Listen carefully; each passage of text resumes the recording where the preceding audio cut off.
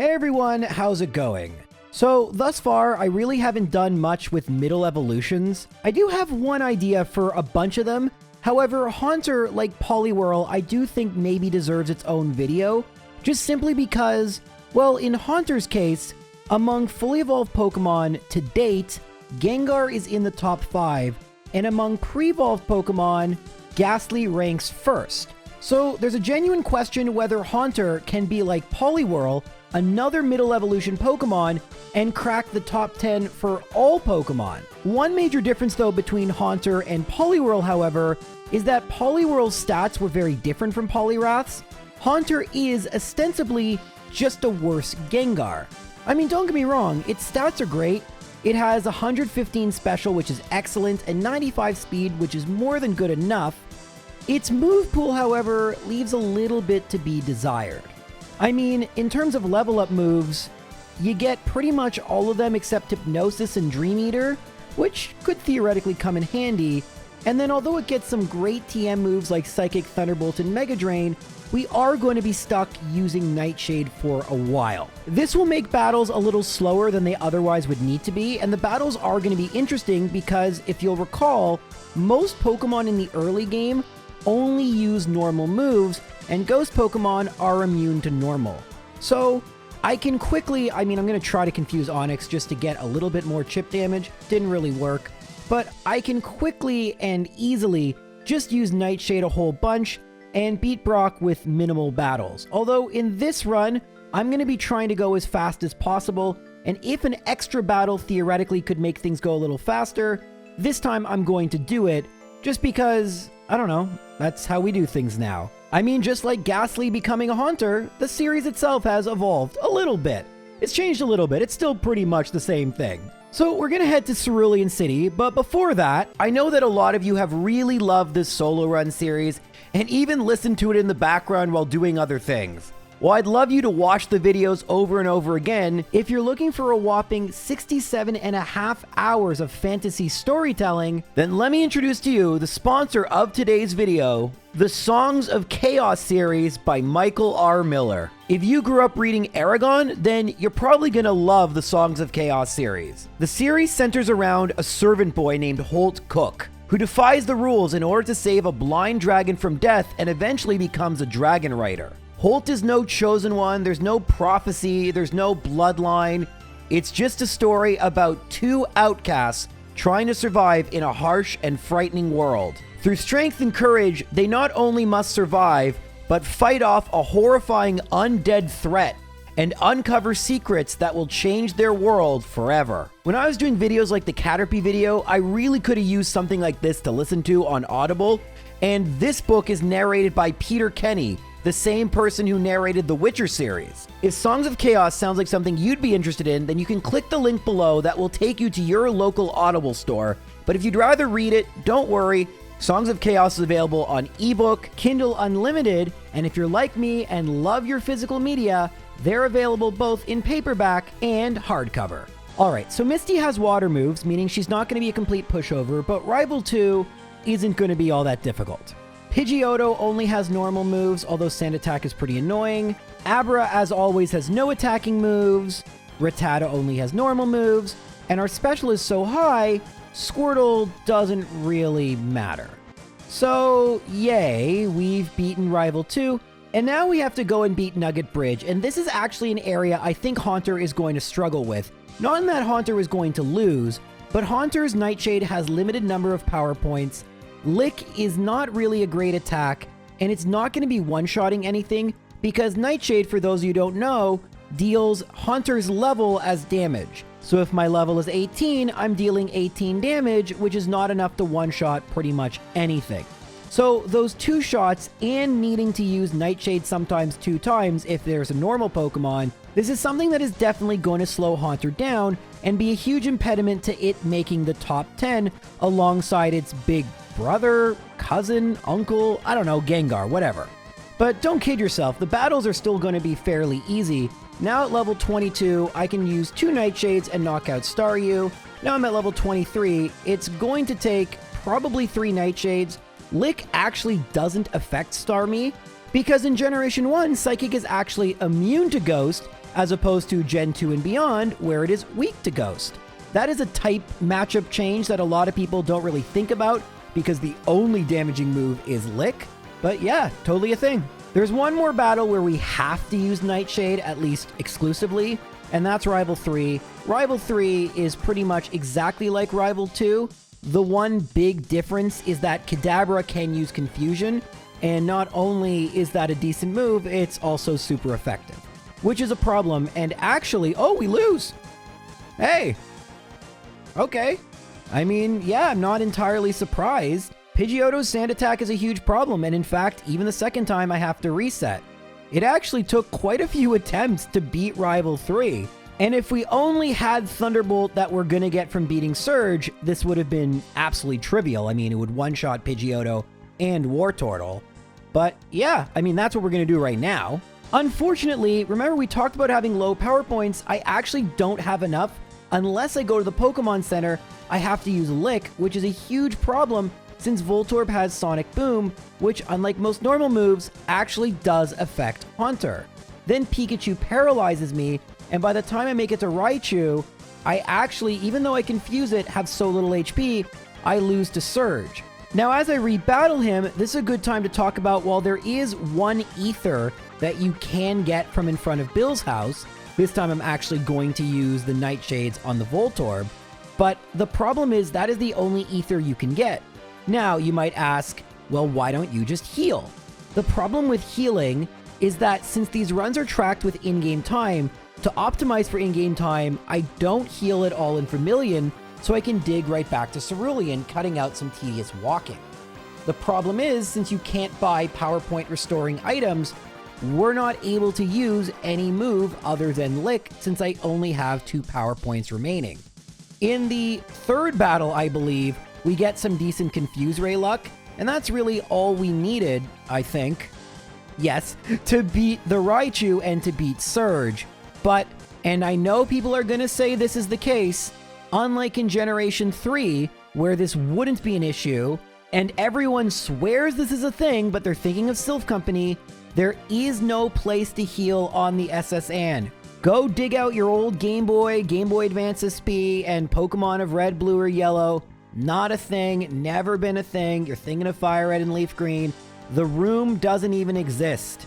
Heck, maybe you're thinking of Gold and Silver, I don't know. But yeah, I hear that all the time. It would have been great specifically in this run if it were true, but it's not.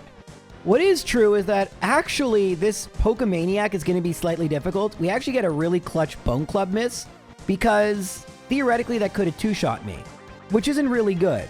Right now, we don't really have a great way of dealing with a Cubone. We're going to get one very shortly that won't just deal with Cubone, but everything pretty much. But as I mentioned off the top, Haunter really has a shallow move pool, and the moves we really need, we don't have just yet. But now that I've made it to Celadon and I'm battling Erica, you'll notice I do have the move Psychic. Now, it sucks that it's not same type. It probably would have one-shot Victory Bell if it was, but it's still super effective against Poison type, of which there are many, many, many Pokemon, especially in Sylph Company, although we're probably going to be skipping most of them. And now we even have Mega Drain, which while just base 40 power, will restore our HP and just gives us some more power points and another useful move. But the truth of the matter is, other than Psychic Pokemon themselves, which are scary for Haunter, no pun intended, because it is weak to Psychic moves from a defensive standpoint, from an offensive standpoint, Psychic is by far the best type to use in Generation 1, almost nothing resists it, and yeah, the same type would make it even better, but even without that, with Haunter's amazing base 115 special, we're going to absolutely obliterate a bunch of the next trainers. Well, at least I think so. Giovanni, we have so many options. I'm actually going to go for Mega Drain because, remember, just like with Rival 3 and Lieutenant Surge, power points, they're not infinite. And that's okay, we've barely even used Thunderbolt, and against Kangaskhan we can. Fun fact, against a neutral opponent, Thunderbolt is slightly more powerful than Psychic. They're not both base 90 power moves. Thunderbolt, at least in Generation 1, is 95. Well, actually, it's that for a while. But yeah, all things being equal, we actually want to use Thunderbolt, and it has more power points, which feels kind of cheap. And speaking of which, we're about to face Rival 4, where Thunderbolt will easily one-shot Pidgeotto. Growlithe, I'm going to switch to Psychic, just to mix things up. And then Execute is uniquely terrible, but a critical hit Thunderbolt's all we need. It then takes down Kadabra and Wartortle, and Rival 4 is no more. We've made it to the second half of the game, and other than some brief hiccups, we're doing really well. On to Koga's gym, and I say the gym because the jugglers are going to be annoying. Even with a critical hit, I can't one-shot Drowsy, and like we talked about, these Drowsy are a problem. We can't use our psychic moves, not that we'd want to, and they have pretty good special. We come really close to knocking out everything, but unfortunately one last confusion combined with some bad luck mean we actually lose to just a random trainer. This isn't entirely surprising and is something that a Pokemon like Gengar probably could have gotten around, and maybe we could have done a bit of a better route, but Koga will increase our speed, which is kind of cool, and he is going to be absurdly easy considering Poison is double resisted by Ghost, and his self-destruct normal move is not going to affect us whatsoever. In fact, let's show the battle because I am going to beat that second juggler. This battle pretty much ended the moment it started. The real question is how many Pokemon do we one-shot? We one-shot the Coughing, but not the Muck. That's okay, we won't one-shot Wheezing either, but X-Attack fine. This was pretty easy, we've gained a few levels, and Rival Fivel is probably going to be a little bit more difficult. Remember, Execute is pretty annoying, so a few more levels should serve me pretty good. You'll notice I'm really not engaging in any optional battles since I don't need to. And I mean, case in point, we one-shot a Pidgeot with Thunderbolt. Growlithe, I go for Psychic. If we hit with Psychic, we can get a special drop, which is pretty cool. But against Execute, I just go for Thunderbolt after I put it to sleep. Hypnosis is another really good move, and that kind of neutralizes Alakazam. It does get a critical hit after it wakes up, but too little too late. Blastoise just has Bubble. I probably should have gone for Mega Drain, but I know it just has Bubble and Water Gun. Certainly this battle will be a little bit tougher in Rival 6 and with the champion. Alakazam is going to be quite scary, but thankfully for now, and we don't even need to heal due to Mega Drain, look at that. Things are going pretty well. We do have to worry about Sabrina, but we can battle Blaine first, which will accomplish two things. Not only does it allow us to gain a few more levels, but it also will give us a 12.5 boost in our special, which should help both defending against the psychic attacks and giving us just a little bit more power. But yeah, we're on Giovanni 2. Giovanni 2 is pretty poo. Probably should have gone for Thunderbolt there, but who cares? We can just Mega Drain Rhyhorn, and then Nidoqueen we go for Psychic. It actually doesn't one-shot. And Mega Drain doesn't even knock out the remaining HP. Well, I'll be. But it was pretty easy to beat Giovanni. In theory, Blaine should have a good matchup against us, or at least a decent one. In practice, knowing agility means that Growlithe is useless, and then we get a crit. We're going to get a lot of those. Rapidash goes for Fire Spin, but because it doesn't go first, as annoying as it is, and it is very annoying, actually extremely annoying with a critical hit. Man, this is terrible. For Fire Spin, when you get a critical hit, every subsequent hit is a crit, and now I have to actually put Arcanine to sleep. This is something I wasn't really doing earlier. Special drops, by the way, 1 in 3 chance of that happening. And although this battle was close, you can see I'm taking it a little bit more seriously. Using Hypnosis, this is a very useful tool. It does cost a turn, and there is a 40% chance of missing. But if you want to get that first try victory, and you want a little bit more consistency, you're gonna have to risk it. In later generations, Sleep isn't nearly this powerful. But in Generation 1, when you outspeed, the ability to just put them right back asleep because you have a turn to act after they wake up, it's just too strong, and every Pokemon with Sleep usually does pretty well in the tier list. We can't celebrate too early, we now have to battle Sabrina. And against Sabrina, I go for Psychic, trying to lower Special. It doesn't work, I put Kadabra to sleep, it wakes up, I put it to sleep again. This is just what I was talking about. And then I go for Thunderbolt, and then accidentally open the items menu, but I wanted to go for Mega Drain. Now I'm going to put Mr. Mime to sleep. Again, it wakes up right away. It goes for Barrier. I put it to sleep. Against Venomoth, I was thinking Psychic would one-shot, and I was correct. And then against Alakazam, we do put it to sleep.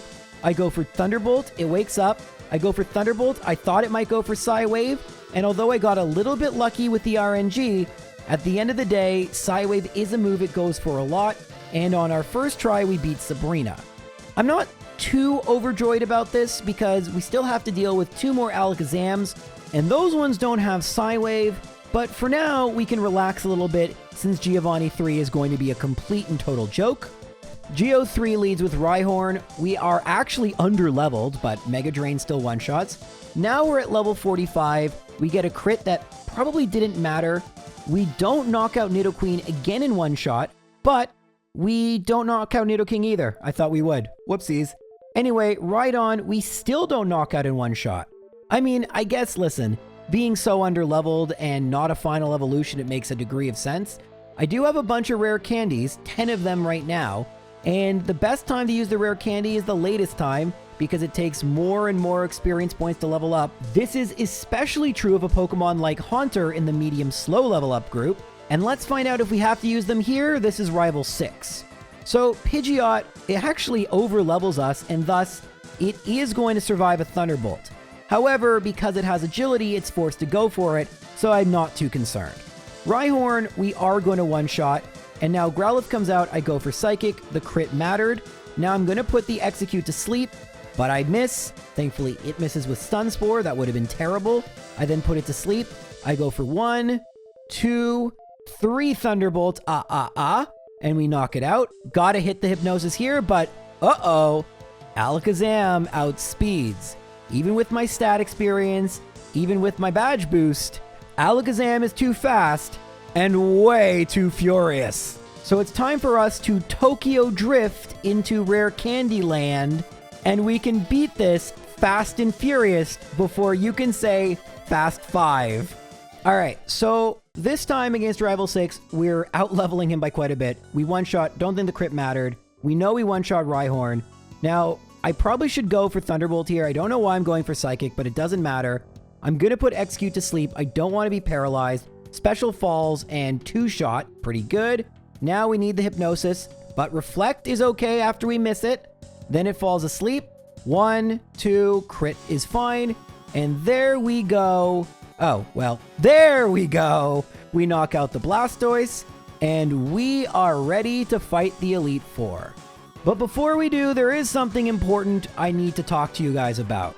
About 15 years ago, when I was watching videos on the internet, I absolutely loved the Angry Video Game Nerd. And by making those Fast and Furious puns, I don't know if any of you watched the AVGN or even know who he is, but there was one kind of weird video he did called Chronologically Confused. And one of my favorite things, because he likes when a movie franchise or a video game franchise just maintains consistent numbering. And my favorite thing about and it is called the Fast and Furious franchise, that they literally have no consistency. I know this has nothing to do with Haunter, but like, when else am I going to talk about this?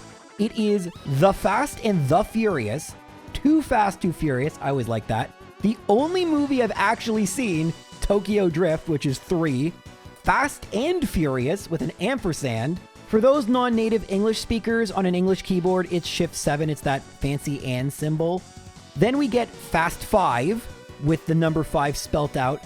Fast and Furious 6. There's never been a number after Fast and Furious. That was the 4th one, remember? Furious 7, and 7 is written as a number. The Fate of the Furious, which is Fast 8. F9, and then Fast X. It is my favorite nonsense of all time. And no, I didn't just tell you that to make the video artificially longer. I've always wanted to get into these non sequiturs, and I used to do that a lot more. I feel like we've lost that over the years. So definitely not every video, and for longer videos, I definitely don't have the time to do it. But sometimes I'll talk about some random stuff that pops into my head. Because while anyone can do a solo run, only I can turn a solo run from a game that came out in like 1997 to somehow talking about a minor internet celebrity and one video he did and how it relates to a franchise that I just so happened to make a pun while I was ad-libbing. If this isn't the greatest content on YouTube, I simply just don't know what is. Everyone remember to subscribe to the J-Rose podcast. I'm kidding, there is no such thing. But now we're gonna go and fight Laura Lee. And I'm sure one of the episodes in that podcast will be why I pronounce her name that way. It's because I did as a kid, and I just At this point, people make such a big deal out of it, I find it sort of hilarious. But the only Pokemon I'm a little concerned about is Jinx. The problem with Jinx, from Laura Lee's perspective, is that it doesn't actually have a Psychic move. Now, Lapras with Confuse Ray makes things a little close, but our Haunter absolutely breezes through. And remember, I always did have Hypnosis just in case things went pretty sour. And yeah, that's not going to happen against Bruno. In fact, I don't even need to heal because I can just use my Mega Drains on his totally thematically consistent for a fighting type Elite Four member, Onyx. I think I missed like a apostrophe S somewhere in that sentence. Bit of a run-on sentence. Anyway, we just ran all over Bruno's team, and this is the toughest fight until the champion, Agatha. I go straight for Psychic, hoping we one-shot. We don't, but we get Super Potion, and then I get greedy, go for Thunderbolt. That crit may have mattered. Little greedy. It will one-shot Golbat. I use Psychic. Ooh, it doesn't one-shot Haunter. That sucks. I'm trying to conserve power points here just in case, but against the final Gengar, as you probably already know, maybe you don't, it doesn't know Hypnosis, so we have made it to Lance in our very first attempt. Hooray! See, the Fast and Furious thing was kind of apt, although I'm not particularly angry yet. Lance is going to be pretty easy because 3 of his Pokemon have Psychic moves, meaning they're just going to do nothing, and the other Pokemon is Gyarados, which is double weak to Thunderbolt, and although the Dragonair are going to be 2-shot, and the Dragonite might be a 3-shot, doesn't really matter because, yay, Gen 1, right? Aerodactyl also theoretically would be scary, it outsped me, but it only has normal moves. So yeah, this battle was actually totally and completely free for a Haunter. But now we have to deal with the champion. The good news is Alakazam comes out second, so if we lose, it'll be fairly quick. And the other piece of good news is that Executor is worse than Execute. Yay! Let's win now. Please, can we win? Think so. Alright, so Pidgeot, I go for Thunderbolt, and we knock it out in one hit. Alakazam, I go for Hypnosis, and it wakes up. We go for Hypnosis, it stays asleep. One Thunderbolt, it wakes up. Now I'm just going to YOLO it. It goes for Psychic. Alright, I think we're fine. Now it's going to send out the Rhydon. I go for Mega Drain. We have all our HP back, -4. Then I go for Psychic against Arcanine. Ember, it would suck if it burned. Of course it's going to burn, but we knock it out. Now Executor, I'm going to go for Hypnosis because, actually, it can't go for Hypnosis. Wait a minute. The burn actually helps because it would always go for Hypnosis. Now it can't actually put me to sleep. So in the end, although I'm losing a little bit of HP, I think that might have made this even more consistent. And now all we need is no crit from Blastoise. I go for... Oh, I get a crit. Yay! I mean, that'll work. Okay, so Haunter was pretty good. But how pretty good? I don't know if you've been keeping track of the in-game time, but we're going to get the final time. Haunter at level 62! 334 is pretty good. Pretty good indeed. That's going to make it a top-tier Pokemon alongside its fully evolved form Gengar. Unfortunately, this tier is incredibly crowded. All these Pokemon had a pretty easy time with the game overall, and unfortunately for Haunter, we talked about the Nightshade stuff. It hurt it pretty badly, and it doesn't have the crazy stats of Gengar to make up for it, so it's gonna fall outside the top 20. Ouch. I mean, it's an amazing Pokemon, but it's not even the best middle evolution. That would be Poliwhirl. I don't know if it'll stay within the top 10, but considering how many Pokemon we've done, it may, which is really cool. Anyway, guys, that's it for me. I hope you enjoyed the video. I hope you enjoyed my non sequitur. If you did, really let me know. I'd love to kind of show more of my personality in these videos. Again, not to pad for time, just because there's so many Pokemon challenges. We've done the same things. On the other hand, I mean, just make a podcast, but like, that seems so arrogant. Like, who wants to listen to me talk about random stuff for an hour? Anyway, I'm going off on a tangent. Thank you all so much. Not the least of which Sean for editing this and having to listen to me ramble about random stuff. And I'll see you all fairly soon, I think. Bye.